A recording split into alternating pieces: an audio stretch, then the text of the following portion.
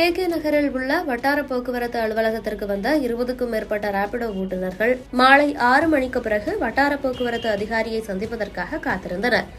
9 மணி ஆன பிறகும் தொடர்ந்து அவர்கள் காத்திருந்த நிலையில் காவல்துறையினர் அவர்களை அங்கிருந்து கலைந்து செல்லுமாறு அறிவுறுத்தினர். அப்போது ராபிடோ ஓட்டுநர்கள் காவல்துறையினரிடம் தாங்கள் மீனம்பாக்கம் பகுதியில் ராபிடோ இருசக்கர வாகனம் ஓட்டிச் செல்லும் பொழுது அங்கு வந்த ஆட்டோ ஓட்டுநர்கள் சிலர் தங்களை மடக்கி பிடித்ததாகவும் பின்னர் அங்கு வந்த வட்டார போக்குவரத்து துறை அதிகாரிகள் தங்கள் இருசக்கர வாகனங்களுக்கு தலா 10,000 ரூபாய் அபராதம் விதித்ததுடன் இருசக்கர வாகனத்தை பறிமுதல் செய்தனர் என்றும் தெரிவித்துள்ளனர். அதேபோல இதுகுறித்து கேட்டபொழுது கே நகர் வட்டார போக்குவரத்து அலுவலகத்திற்கு நேரில் வருமாறு தெரிவித்து சென்றதால் அங்கு சென்று காத்திருந்துள்ளனர். ஆனால் வெகு நேரமாக காத்திருந்தும் எந்த அதிகாரியையும் தங்களால் சந்திக்க முடியவில்லை என்பதால் தொடர்ந்து காத்திருக்கிறோம் என்றும் அலுவலக நேரம் முடிந்து எல்லோரும் புறப்பட்டு சென்ற நிலையில் அலுவலகத்தின் நுழைவாயில் கதவு கூட பூட்டப்பட்டுள்ளது. ஆனால் தாங்கள் உள்ளேயே காத்திருக்க வேண்டிய நிலை இருப்பதாகவும் தெரிவித்தனர்.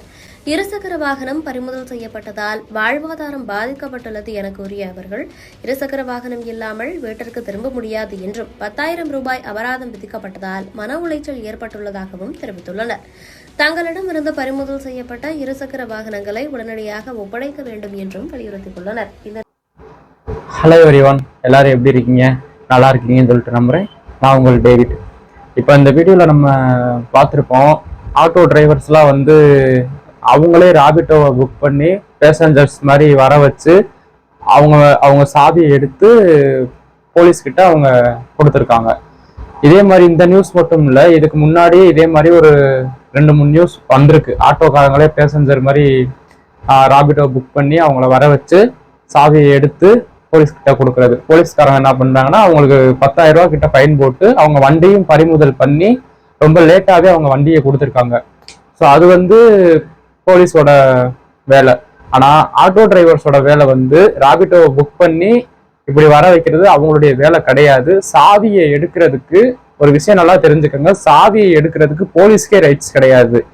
போலீஸே எப்ப சாவி எடுக்கலாம்னா போலீஸ் வண்டியை மறைச்சு ஒருத்தர் வண்டியை நிப்பாட்டல அப்படின்னா மட்டும்தான் போலீஸே சாவி எடுக்கணும். மித்தபடி நம்மளுடைய பொருள் மேல கை வைக்கிறதுக்கு போலீஸ்க்கே ரைட்ஸ் கிடையாது. அப்படின்றப்ப அவங்க ராபிட்டோவை வர வச்சு அவங்க சாவியை எடுத்து போலீஸ் கிட்ட கொடுத்துருக்காங்க. அப்ப அதே போலீஸ் இவங்க பண்ணது தப்புதான்னு சொல்லிட்டு இவங்கள எந்த கேள்வியும் கேட்கல. ரெண்டாவது விஷயம் எத்தனையோ ஆட்டோ டிரைவர் ஆட்டோனா ஆட்டோ மட்டும்தான் ஓட்டணும். அதாவது பேசஞ்சரை ஏத்திட்டு போறதுதான் ஆட்டோ. 3 பேர்னா 3 பேர் தான் ஏத்திட்டு போகணும், 4 பேர்னா 4 பேர் தான் ஏத்திட்டு போகணும். ஆனா இப்ப நீங்க பாத்தீங்கன்னா நீங்க எத்தனையோ பேர் பார்த்துருப்பீங்க, நான் சொல்லணும்னு அவசியம் கிடையாது. ஆட்டோல ஒரு 15 பேர் மேல போயெல்லாம் நான் பார்த்திருக்கேன். நான் சேரத்தில் போகும்போதே ஒவ்வொரு ஆளா எண்ணி இருக்கேன். ஒரு 15-13 ஆளுகிட்ட ஒரு ஆட்டோக்குள்ள உட்காந்து மூச்சு விடவே இடம் இல்லாத அளவுக்கு அவங்க ஆளை ஏத்திட்டு போவாங்க. இப்ப அதெல்லாம் தப்பு கிடையாதா? இன்னும் ஒரு சில ஆட்டோ டிரைவர்லாம் என்ன செய்வாங்க, ஆட்டோன்றது ஆளை ஏத்திட்டு போறதுக்கு தான், இது லோடு ஏத்திட்டு போறது கிடையாது. ஆனா நீங்க ஆட்டோ டிரைவர் என்ன பண்றீங்க, காசு கொடுத்தா என்னத்த வேணாலும் ஏத்திட்டு போறீங்க. நான் எதுவும் தப்பா பேசியிருந்தா எடுத்துக்கோங்க, வேற என்ன பண்ண. காசு கொடுத்தா நீங்க என்னத்த வேணாலும் ஏத்திட்டு போறீங்க. அதாவது ஆட்டோன்றது பேசஞ்சரை மட்டும்தான் ஏத்திட்டு போகணும், லோடு வண்டியில தான் லோடை ஏத்திட்டு போகணும். ஆனா இப்ப எல்லாமே சரியா நடக்குதா? டிராபிக் போலீஸ் எல்லாம் இருப்பாங்க, அவங்களாம் அந்த வீடியோ பார்ப்பாங்களா என்னன்னு எனக்கு தெரியல. லோடு ஏத்திட்டு போற வண்டியில ஆளை ஏத்திட்டு போறாங்க, ஆள் ஏத்திட்டு போக வேண்டிய ஆட்டோல லோடை ஏத்திட்டு போறாங்க. இந்த மாதிரி கண்டது கடித மாத்தி பண்ணிக்கிட்டு இருக்காங்க. ஆனா இந்த 2 வீலர் ராபிட்டோ ஓட்டி தான் அவங்க ஆட்டோ டிரைவர்ஸ் பொழப்ப கெடுக்க முடியுமா? அதே மாதிரி இப்ப ராபிட்டோ பேன் பண்ணுங்க அப்படின்னு சொல்லிட்டு ஆட்டோ டிரைவர்ஸ் எல்லாம் நீங்க சொல்றீங்க, ஓகே ரைட்டு. ஆனா ஆட்டோ டிரைவர்ஸ் யாருமே உங்க போன்ல நீங்க ராபிட்டோ யூஸ் பண்றதே இல்லையா? உங்க மனசாட்சியை தொட்டு சொல்லுங்க. எல்லா ஆட்டோ டிரைவருமே எனக்கு தெரிஞ்சு ராபிட்டோவை வச்சுதான் நீங்க சம்பாரிச்சிட்டு இருக்கீங்க. ராபிட்டோங்கிறது ஒரு கார்பரேட் கம்பெனி, அது மேக்சிமம் எல்லாருக்குமே ஹெல்ப் பண்ணிட்டு தான் இருக்கு. ஆனா ராபிட்டோவை வச்சுதான் ஆட்டோ டிரைவர்ஸ், இன்னைக்கு எனக்கு தெரிஞ்ச ஒருத்தரே ஆட்டோ தான் ஓட்டுறாரு, என் ஃப்ரெண்டு ஒருத்தர். அவர் வாயாலே என்ன சொல்றாருன்னா, ராபிட்டோவை வச்சுதான் நான் ஒரு நாளைக்கு 1000 ரூபா 1500 ரூபா கிட்ட சம்பாரிச்சுட்டு இருக்கேன் அப்படின்றாரு. அப்படின்றப்ப நீங்க ராபிட்டோ பேன் பண்ணுங்க அப்படின்னு சொல்றீங்க. அதை நீங்க யூஸ் பண்ணாம இருந்து நீங்க ரோட்ல இறங்கி போராடுங்க, கோர்ட்ல கேஸ் போடுங்க, போலீஸ் ஸ்டேஷன்ல கம்ப்ளைண்ட் பண்ணுங்க. நீங்க சட்ட ரீதியா ஒரு விஷயத்த செஞ்சீங்கன்னா ஆட்டோமேட்டிக்கா அந்த விஷயம் க்ளோஸ் ஆயிருமே. அதை விட்டுட்டு ராபிட்டோவை புக் பண்ணி வர வச்சு அவங்க சாவியை எடுத்து அவங்க வீடியோ எடுத்து போட்டு அசிங்கப்படுத்தி கேவலப்படுத்தி இருக்கீங்க. இது ரொம்பவே ஒரு அநாகரிகமான செயல். உங்களுக்கு நீங்க ஒரு விஷயத்த அது நம்ம வாழ்வாதாரத்தை பாதிக்குது அப்படின்னா நீங்க முதல்ல அந்த விஷயத்த செய்யக்கூடாது. ஆனா நீங்களே அந்த விஷயத்த செஞ்சுட்டு டூ வீலர் வந்து ராபிட்டோ ஓட்டக்கூடாதுன்னா எப்படி? அப்போ வந்து நீங்க ராபிட்டோ மேல கேஸ் போடுங்க. அதாவது 3 வீலுக்கு மேல வச்சிருக்கவங்க தான் ராபிட்டோ ஓட்டணும், 2 வீல் வச்சிருக்கவங்களுக்கு ராபிட்டோ கொடுக்காதீங்க, அவங்க பர்மிஷனை கேன்சல் பண்ணுங்க அப்படின்னு சொல்லிட்டு நீங்க ராபிட்டோ மேல கேஸ் போடுங்க. அதை விட்டுட்டு டூ வீலர்காரனை வர வச்சு சாவியை பிடிங்கி போலீஸ்ட கொடுக்கறது வந்து ரொம்ப கேவலமா இருக்கு. ஏன்னா நம்ம அந்த விஷயத்த செய்யாம இருக்கணும். உங்க போன்ல நீங்க ராபிட்டோ வச்சுக்கிறாம இருக்கணும். எத்தனை ஆட்டோ டிரைவர் அவங்க போன்ல, எனக்கு தெரிஞ்சு எல்லா ஆட்டோ டிரைவருமே அவங்க போன்ல ராபிட்டோ வச்சுதான் ஓட்டுறீங்க. யாரு இல்லைன்னு யாராவது சொல்ல முடியுமா? எல்லாருமே எனக்கு தெரிஞ்ச ராபிட்டோ வச்சுதான் நீங்க சம்பாரிச்சிட்டு இருக்கீங்க. உங்களுக்கு ராபிட்டோ வந்து டூ வீலர் ஓட்ட பிடிக்கல, டூ வீலர்ல ராபிட்டோ ஓட்டுறது பிடிக்கல அப்படின்னா நீங்க கோர்ட்ல கேஸ் போடுங்க. 3 வீலுக்கு மேல வச்சிருக்கவங்களுக்கு மட்டும் ராபிட்டோ பர்மிஷன் கொடுங்க, டூ வீலருக்கு பர்மிஷன் கொடுக்காதீங்க அப்படின்னு கேஸ் போடுங்க. இப்போ போலீஸ் வந்து 10,000 ரூபாய் ஃபைன் போட்டிருக்காங்க எல்லாருக்குமே. ஆனா நம்ம இந்திய அரசாங்க சட்டம் என்ன சொல்லுது அப்படின்னா, தப்பு செய்யறவனோட தப்பு செய்ய தூண்டுறவனுக்கு தான் தண்டனை அதிகம் அப்படின்னு சொல்றாங்க.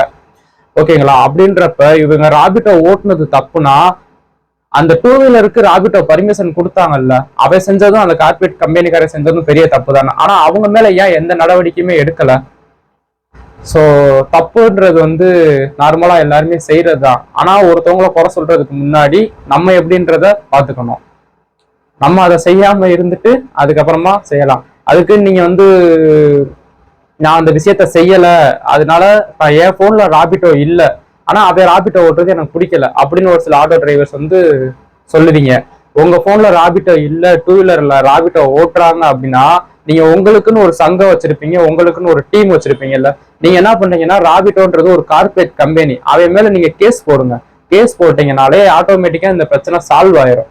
அதை விட்டுட்டு டூ வீலரை வர வச்சு அவன் சாவியை பிடிங்கி போலீஸ்ட கொடுத்தீங்க அப்படின்னா இதெல்லாம் ஒரு தீர்வா இருக்காது. தப்பு எங்க நடக்குதோ அங்க அந்த விஷயத்த சரி பண்ணணும். கீழே இருக்கிற விஷயத்த நீங்க என்னதான் சரி பண்ணாலும் அது நடந்துகிட்டு தான் இருக்கும்.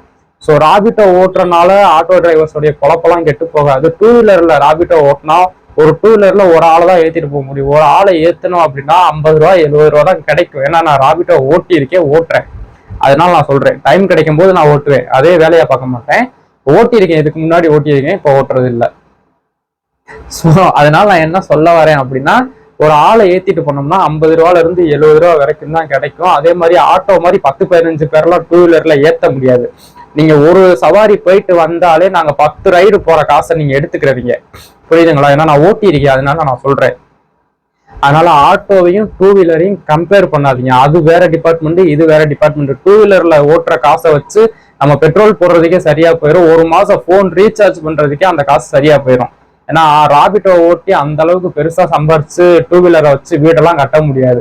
அதுக்கு ஆட்டோவை சொன்னா கூட ஏதாவது யூஸ் ஆகும். ஸோ ஆட்டோ டிரைவர்ஸ் அடுத்து இந்த மாதிரி எல்லாம் பண்ணாதீங்க. பல பேரை இது மன உளைச்சலுக்கு ஆளாக்குது. ஏன்னா அவங்க வந்து வீடியோலாம் எடுத்து போட்டு அவங்க ஃபேமிலி மெம்பர் பார்ப்பாங்க.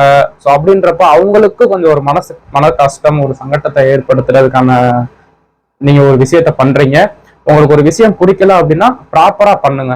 உங்களுக்கு ஒரு விஷயம் ஒரு வாழ்வாதாரத்தை உங்களுக்கு பாதிக்குது அப்படின்னா நீங்க ப்ராப்பரா பண்ணுங்க. நீங்க கோர்ட்ல கேஸ் போடுங்க. இல்லைன்னா ராபிட்டோ கம்பெனிக்கார அந்த கார்பரேட் கம்பெனி இருக்குல்ல, அங்க போய் நீங்க உங்க வீரத்தை காட்டுங்க. அதை விட்டுட்டு சும்மா 50 ரூபாய்க்கும் 100 ரூபாய்க்கும் பாவம் ராபிட்டோ ஓட்டுறவங்களை கூப்பிட்டு சாவியை பிடிங்க போலீஸ்ல கொடுத்து 10,000 ரூபாய் ஃபைன் போட்டு எந்த பிரயோஜனமும் கிடைக்காது.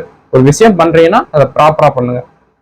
தேங்க்யூ ஃபார் வாட்சிங் திஸ் வீடியோ. இந்த வீடியோ நான் ஏதாவது தப்பா பேசியிருந்தா ஐ எம் ரியலி சாரி, மன்னிச்சுக்கோங்க. பட் எனக்கு வந்து பேசணும்னு தோணுன விஷயத்த தான் நான் பேசினேனே தவிர மித்தபடி நான் ஆட்டோ டிரைவரையும் தப்பா பேசல, ராபிட்டோ கார்பரேட் கம்பெனியும் நான் தப்பா பேசல. பேசணும்னு தோணுச்சு, தப்பா இருந்துச்சுன்னா ஐ எம் சாரி. அவங்களால அக்செப்ட் பண்ண முடிஞ்சா அக்செப்ட் பண்ணிக்கோங்க, அக்செப்ட் பண்ண முடியலாட்டி தட்டி விட்டுருங்க, அவ்வளவுதான். தேங்க்யூ ஃபார் வாட்சிங் திஸ் வீடியோ.